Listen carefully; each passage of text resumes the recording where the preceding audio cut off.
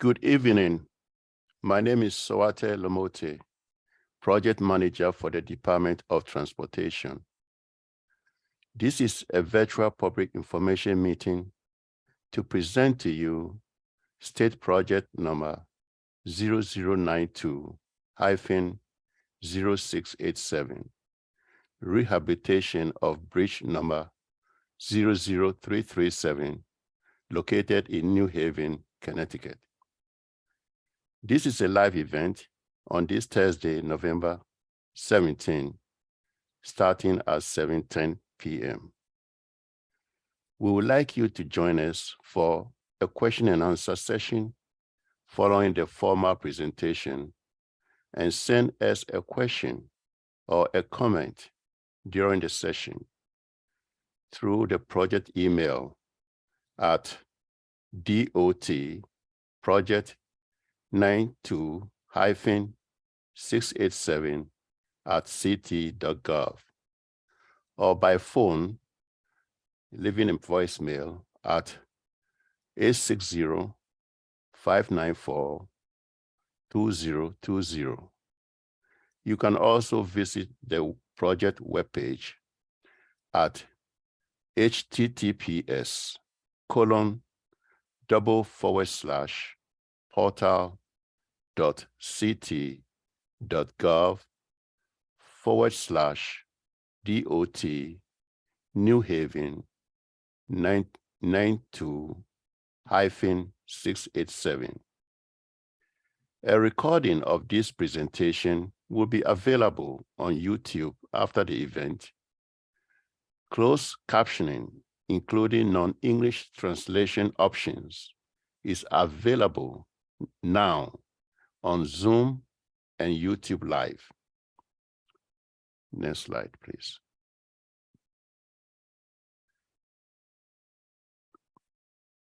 There will be question and answer session after the presentation, and you can send us a question or comment, preferably by chat using Zoom Q&A, or by email at dotproject92-687@ct.gov, or by phone at 860-594-2020. Please leave a voicemail and reference project 92-687. Or you can visit the project webpage at http://portal.ct.gov/DOT New Haven 92-687, or send us a brief survey of this presentation using this address, https://portal.ct.gov/CT.DOT survey. There's also a QR code at the bottom left corner of the screen, which you can scan for further information. Please note that the comments period is open through December 1st, 2022. Next slide, please. By Title VI of the Civil Rights, a brief voluntary feedback survey is appreciated using this address, https://portal.ct.gov/CT.DOT survey, or the civil rights information you can get at the address .CT.gov/title-vi-page. Please note, no person shall, on the basis of race, color, or national origin, will be excluded from participation or subject to discrimination in the development of this project. Next slide, please. This project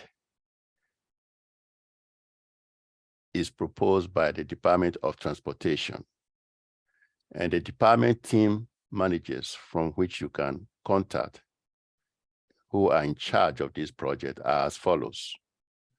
Bart Sweeney is the manager of bridges for the department. Bao Chun is a principal engineer for the department. Swate Lomote, myself, is a project manager for the department. And Barak Brako Frimpong is a project engineer for the department. And most questions and comments may be channeled through the project engineer. The department has contracted a design firm, CHA, to be in charge of the design of this project. And the design team are as follows. Ryan Cooley is a project manager for CHA, and Josh Nishbal is a structural engineer for CHA. And Jeff LeMay is a highway engineer for CHA. Also, there's a sub-consultant working with the design group who will be mainly in charge of the mechanical and electrical components of the bridge. And the manager is Lee Lenz from Majeski and Masters, Inc. Next slide, please. Project purpose and need. The purpose of this project is to upgrade the bridge to a state of good repair, a preservation project to extend the service life of the movable bridge to improve the conditions of approach roadway and structural components. This project is needed to prevent future disruptions to the movable bridge service due to potential mechanical and electrical deficiencies, to promote and enhance area commerce and safe public transportation. Next slide, please. I take the opportunity now to introduce to you or to present to you Mr. Josh Nishbal, the structural engineer for CHA, and he will present the project to us in detail. And in the background, you see the project site. The light blue structure you see in the front is the Tomlinson Bridge, and behind it is the iconic Q bridge with the cables supporting the bridge onto the pylons. And the presentation, after the presentation, we will have our question and answers session. And we like you to take the time to write down your comments and questions during the presentation, because a lot of material here is going to be presented to you. And you can send us your questions through the chat presented to you as Zoom Q&A. And we'll do our very best to respond to all your questions. And we thank you for taking the time to join us this evening. Over to you, Josh Nishbo. Thank you, Sawate. And good evening, everyone. My name is Josh Nishbal. I'm a structural engineer for CHA, and I've been leading the preliminary design effort for this project. Here is a site overview where you can see the subject bridge circled in red. The bridge carries US Route 1 and the P&W Railroad over the Quinnipiac River. And it is a movable bridge with a vertical lift span in the middle that allows marine traffic to pass through the channel. And this is a bridge preservation project, and the main focus is to upgrade the mechanical and electrical system that operates the lift span. There are, however, some additional structural and roadway improvements being proposed as part of the project. Well, here we have the existing plan view and elevation from the original design plans. This bridge was originally built in 2002 and underwent a minor retrofit to the lift tower roof system in 2004. The bridge consists of 7 total spans, comprised of 6 stationary approach spans and 1 vertical lift truss span in the middle. The bridge carries 4 lanes of vehicular traffic, 2 in each direction, with a curb-to-curb width of 52 feet. As you can see on the left side of the cross sections, the bridge also carries the railroad. On the top right here, we have a typical section of the bridge approach spans, and on the bottom right is the section on the lift span. The next several slides are based on the most recent inspection report from January of 2021.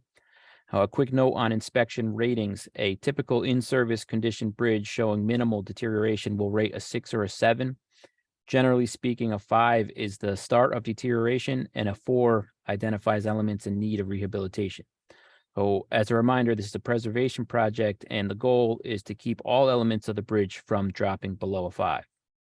So here we see the lift span deck on the bottom left, which has minor transverse cracks, and the approach span deck on the top left, which also has cracking noted on the underside.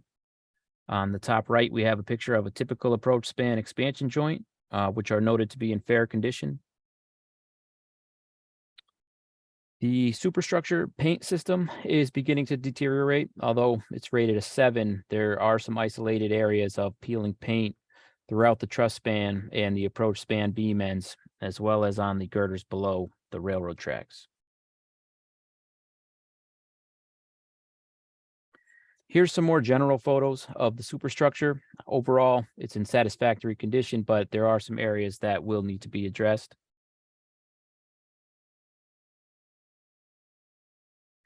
And here are some general photos of the bridge's substructure. It's rated as satisfactory, but inspection reports note that there are some minor areas of cracking on the substructure that should be repaired.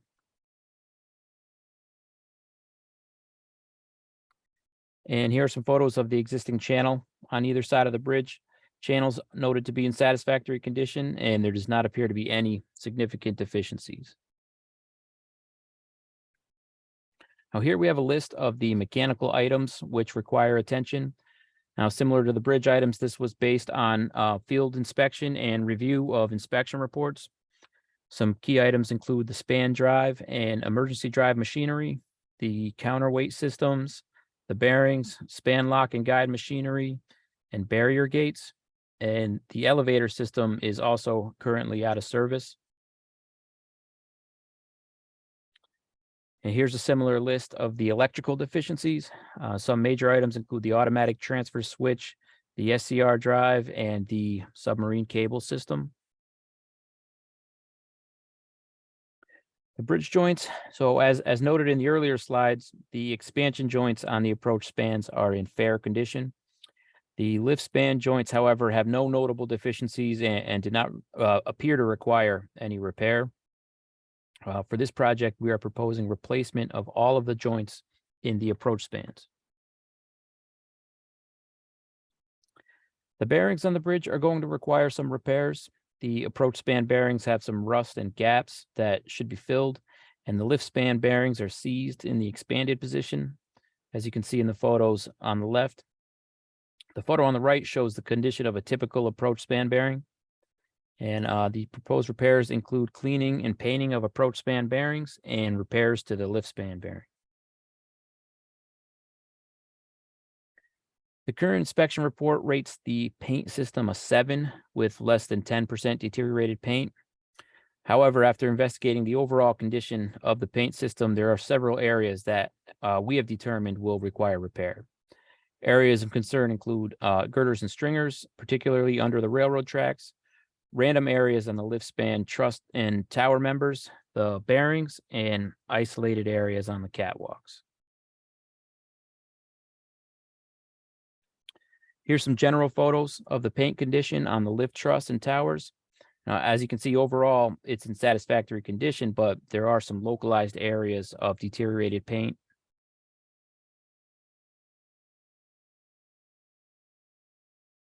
Here's some additional photos of some areas which will need to be painted. For this project, we are proposing a spot painting of the areas with deterioration, so only localized areas will be addressed. The entire bridge will not be repainted. So an investigation was done to determine whether bicycle accommodations were appropriate for this project. Considering the areas east and west of the bridge are identified as least suitable and there are narrow existing shoulders at the approaches, it was decided that it is not feasible to upgrade the current bicycle and pedestrian layout under this project.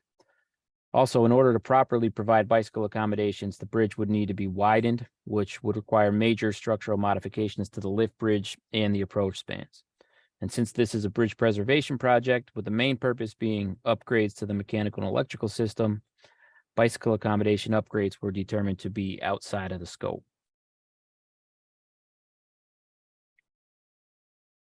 Well, moving on to permitting, we anticipate a significant permitting effort for this project.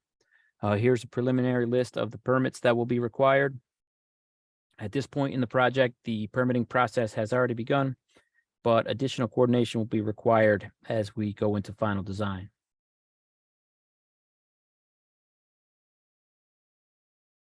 Here's a brief summary of the scour assessment.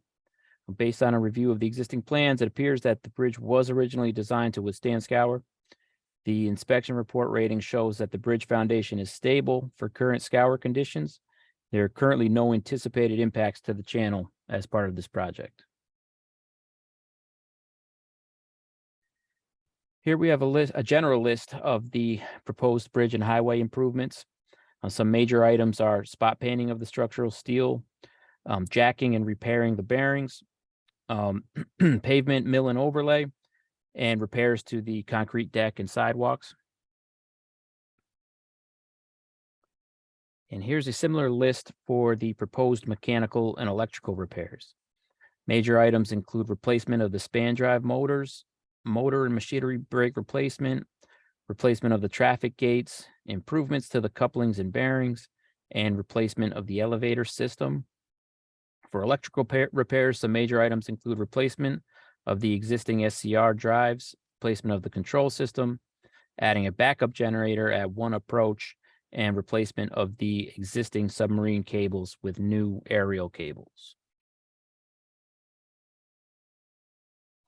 A discussion that came up during preliminary design was the best way to upgrade the submarine cable system that operates the lift span. After weighing the pros and cons, it was decided that replacing them with new aerial cables would be the ideal solution. These would have considerably lower costs and environmental impacts compared to new submarine cables, and also would require much fewer marine traffic outages during construction. The downside is that they're exposed to weather, which could result in a shorter service life, and also just the general aesthetics of aerial cables.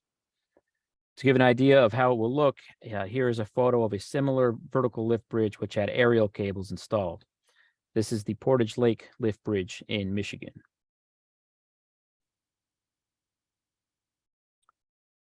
Here's a summary of anticipated traffic impacts during construction. The majority of the bridge and highway work can be performed with the bridge still in service using off-peak lane closures and additional maintenance and protection of traffic. However, certain mechanical and electrical activities will require periodic closure of the lift span operations. This will require roadway detours and cause some marine and railroad traffic outages. The most significant anticipated impact is 4 full weekend marine roadway and railroad outages for swap overs and testing. Now, these don't necessarily have to be on a weekend. It's just to give an idea of the expected duration of the outages. Additionally, two-week-long roadway outages with a detour are anticipated for final testing. These can potentially be limited to night closures only. And there will also be up to 5 24-hour marine outages and periodic 8-hour marine outages for other activities. And here's the estimated project schedule. Anticipated start of construction would be spring of 2024, with estimated completion in fall of 2025. Total estimated cost is approximately $28.5 million. It's important to note that the cost and schedule shown here are preliminary and are subject to change after final design. And that concludes the presentation. Now I'll hand it over to Jen for Q&A. All right, great. Thank you, Josh. Just a reminder to all, there are 3 ways to ask questions. We have by Zoom using the Q&A feature, by email at dotproject92687@ct.gov, by phone at 860-594-2020. Please leave a voicemail just referencing our project 92687. For additional information, you can visit our project website at portal.ct.gov/DOT New Haven 92687.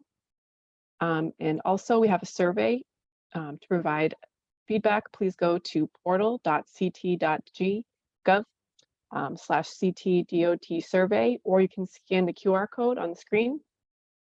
And lastly, I'd just like to note the question period will be open until December 1st. All questions and responses will be posted to the project website. So we'll give a few moments for people to ask questions. We'll hopefully get to all the questions today. Let's see. Looks like we have a first question coming in. This one's for the designer. You mentioned the bridge will be painted. What color will you be painting the bridge? I can answer that question. So we will not be completely repainting the bridge. It's only a spot painting of the bridge. So our intention is to try to match the existing color of the structure as best as possible. Our experience with similar projects is that the color can be matched very close to the existing paint. Great, thank you. We'll just give a few more moments for people to type in questions into the Zoom Q&A by email, by phone. Again, there's some more information on the webpage. In that chat, the Q&A is at the bottom of your screen. See, we have a follow-up painting question. Why do you need to paint the bridge? So I'll answer that question. So the painting is considered like a preventative maintenance to avoid future deterioration of the steel, especially in a highly corrosive environment like this, where the bridge is exposed to salt water.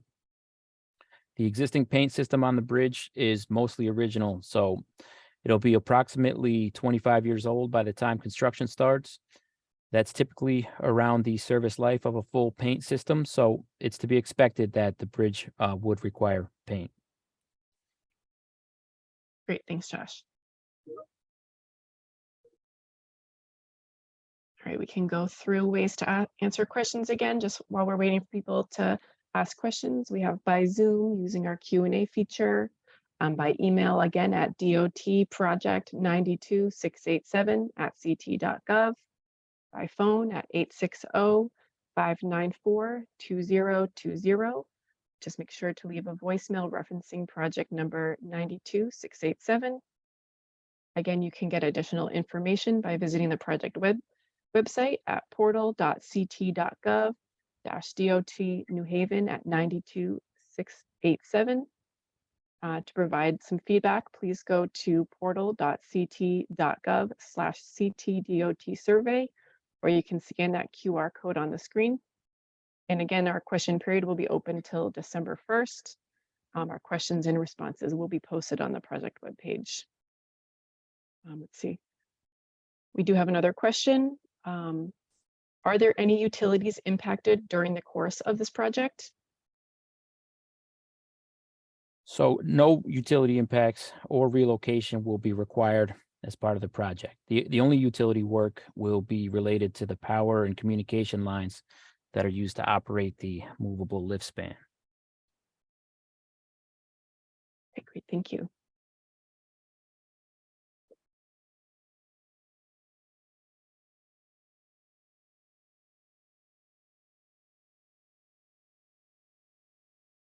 Just give a few more moments to see if anyone else wants to ask any questions.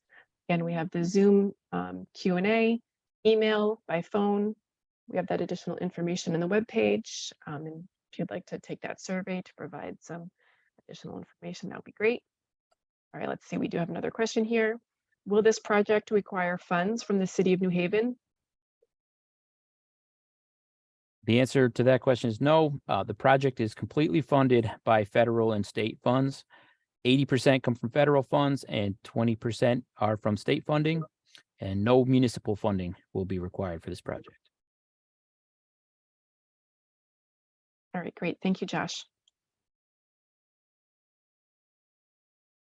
Just going to give it a few more moments to see if anyone else has any questions.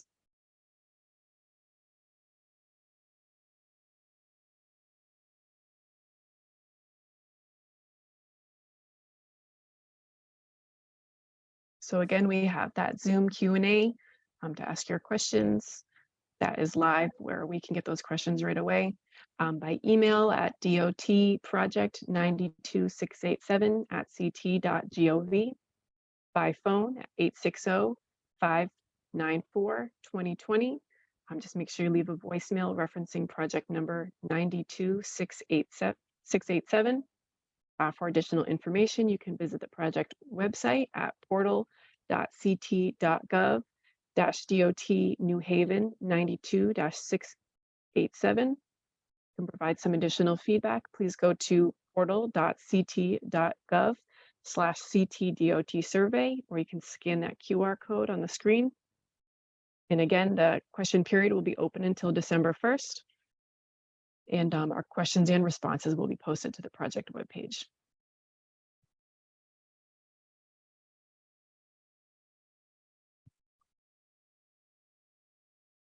It looks like we're having another question here.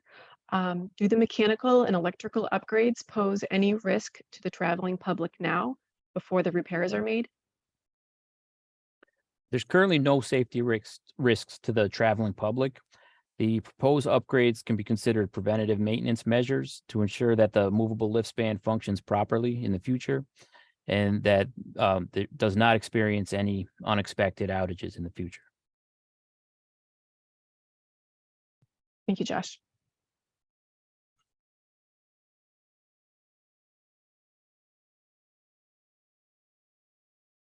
Just going to give another few more moments, see if any more come in.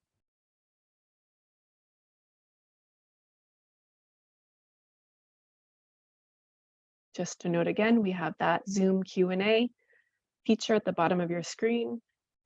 You have email at dotproject92687@ct.gov. By phone, make sure you leave a voicemail when calling at 860-594-2020. In that voicemail, just reference our project in 92687.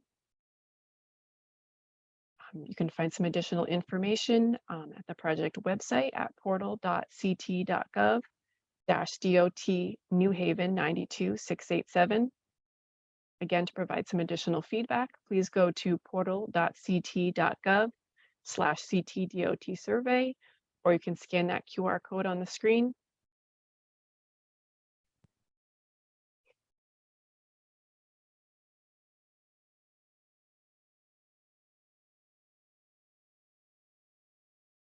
Also like to add, if you didn't get a chance to ask questions here today, feel free to ask questions through that email or that phone number.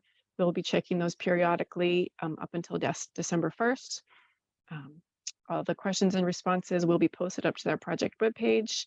That's at portal.ct.gov/DOT New Haven 92687.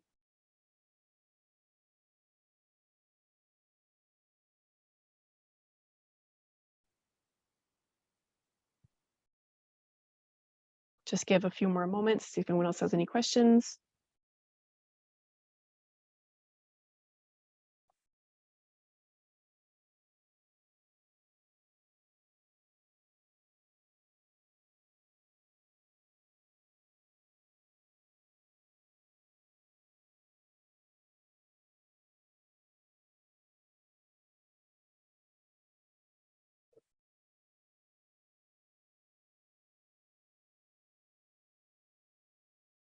I could also add while we're waiting here that after this presentation, I believe this will be posted up to YouTube. It has the link up at that on our project webpage, at DOT New Haven 92687.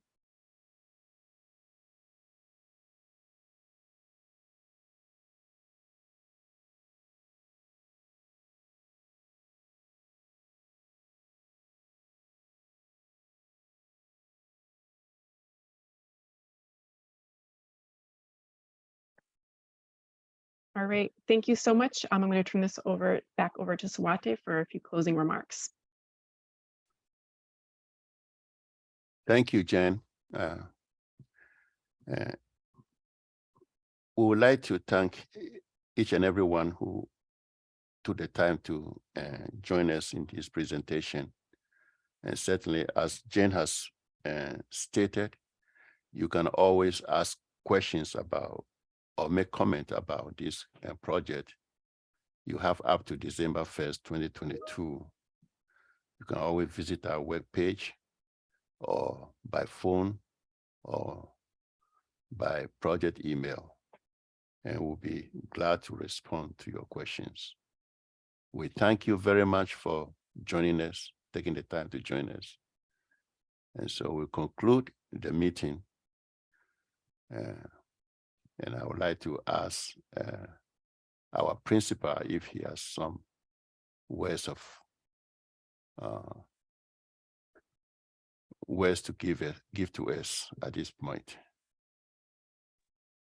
Oh, I just want to thank everyone for your time, and as you know, mentioned before, you still have time for making comments to the design team.